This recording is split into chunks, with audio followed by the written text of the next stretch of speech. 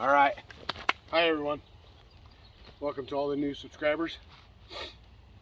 We got the 390 today. Put a different carburetor on it. The other carburetor, I believe it was a Welch plug, was leaking past and making it run wonky. So the first videos you saw of it following the tree that was full of ants, there's that one running kind of wonky. I'm still just getting to know the saw right. So, and then the next one that you will have seen is the one with the muffler mod. Made it a little bit better. Did a little bit more tweaking on the carburetor. Checked into the carburetor a little bit more. The high jet was all the way in. It was running all on the low circuit. So did a little switching around. JK sent me a 395 carburetor. So that's what's on there now. The 395, 394, 395 carburetor is on this now. And we're gonna run it with an 8-pin sprocket today. And then we're gonna run it with a 7-tooth. I'm gonna run it in a couple different sizes of wood. Nothing real huge, but we'll see if it makes a difference. All right, so let's get with it. Also, we've got a tree to look at maybe.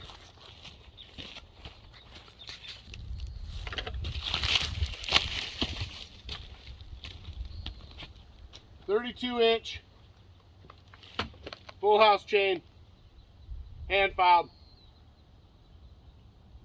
8-pin.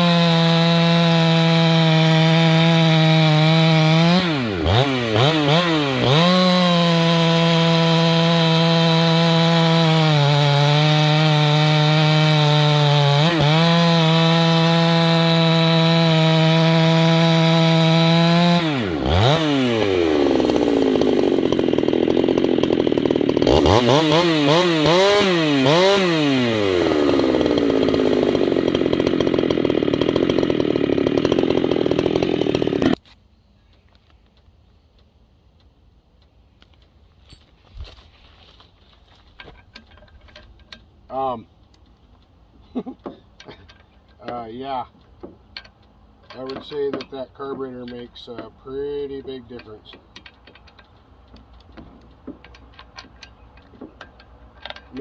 Yeah, that made I don't know, it just sure seems like it to me. Seems like it's running more the way it should run.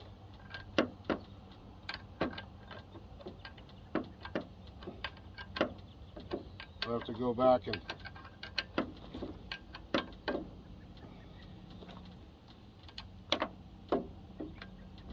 not that, you know, it definitely gets more RPMs. I put a tack on it, and as you saw in the firewood cutting video of cutting in the log deck, the highest I was getting was like 12.5 or 12.6, and I really honestly don't know how it was just getting that running on the low circuit.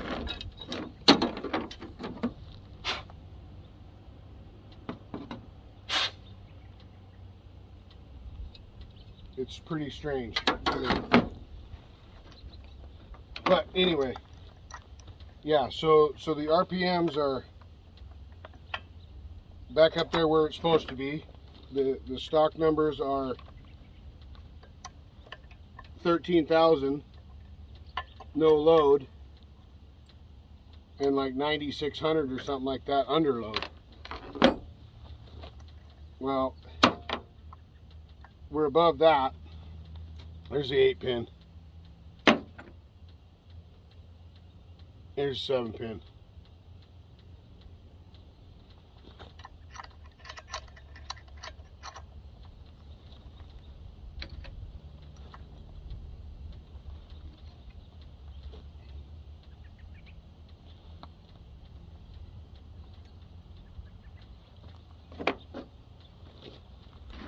The old iron horse trick.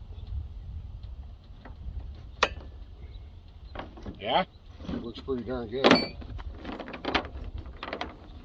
Hope everybody's having an awesome day. You know what, I sure am. Just got off night shift. Run a little saw. A little chainsaw therapy again today.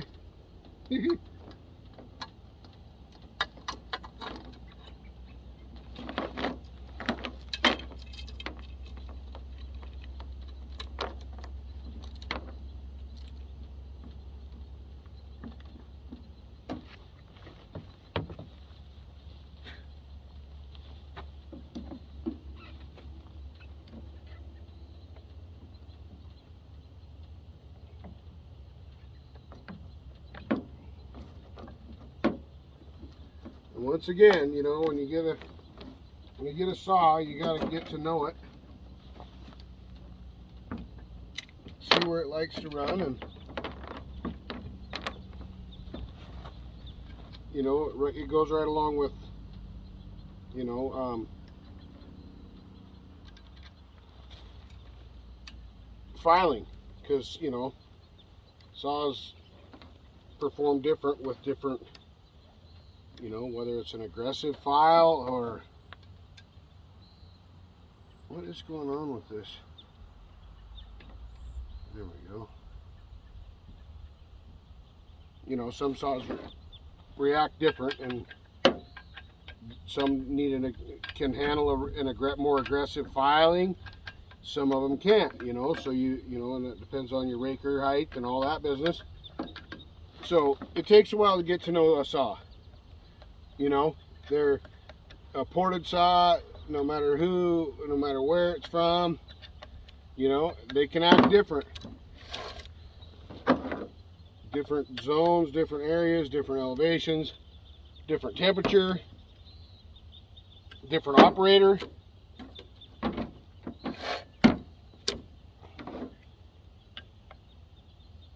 Right?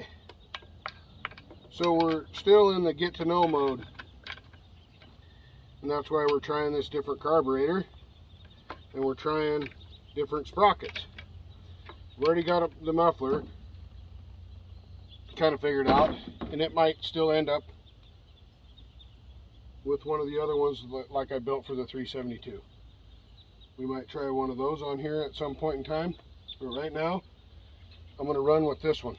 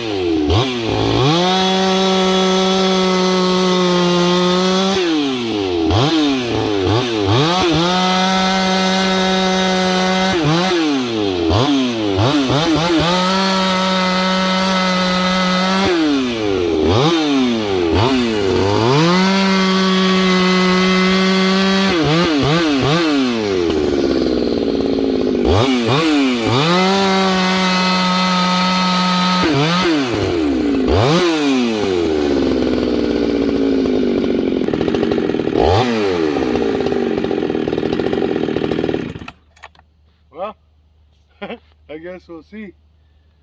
We'll see what that says. It's a whole lot different. It feels a lot different. It's holding RPMs pretty well, even in that bigger wood. That's a hard piece of wood. For here, that's pretty hard. Hard old butt piece. Yeah, so I guess we'll see the tail of the tape. Just another little test, another test day. Oiler's still working, it's all working good. We'll just keep tinkering around. We'll get it right.